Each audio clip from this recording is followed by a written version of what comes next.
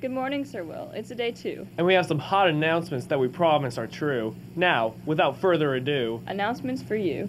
there will be a boys rugby tryout on Thursday, February 21st at 4:15 in the gym. That's this Thursday. The practice will run until 6.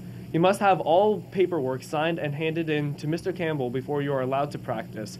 There are permission forms on the phys ed board outside the male's phys ed office.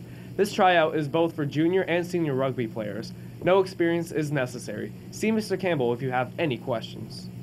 Attention all football team members. If you are interested in resuming after-school off-season training, you are asked to meet with Mr. Simoneau at the start of lunch this Friday in the weight room for a brief meeting.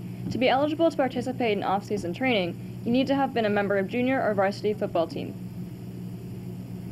Students of Mr. Simoneau's Semester 1 woodworking or construction class are asked to collect last semester's projects from the wood shop as soon as possible. Mr. Simoneau will be in the shop for the first 10 minutes of lunch this week and next for you to collect your projects. At the end of next week, all leftover projects will be removed from the shop and will no longer be available to collect. Violet King was the first black person to obtain a law degree in Alberta and the first black person admitted to the Alberta bar. Overall, she was Canada's first black female lawyer.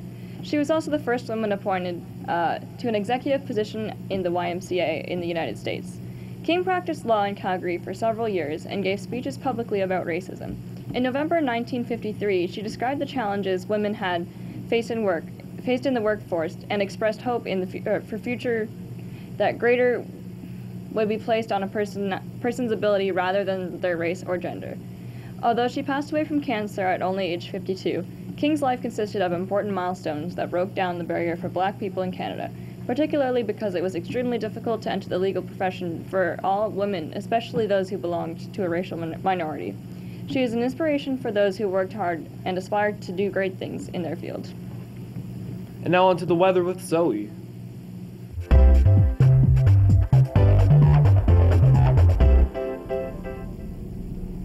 Good morning, all you little Sir Williams. Today it is a freezing outside with negative 21, feeling like negative 25. Later it'll be marginally warmer, hopefully going up to about negative 6. So protect those little noses and ears from the constant Canadian cold.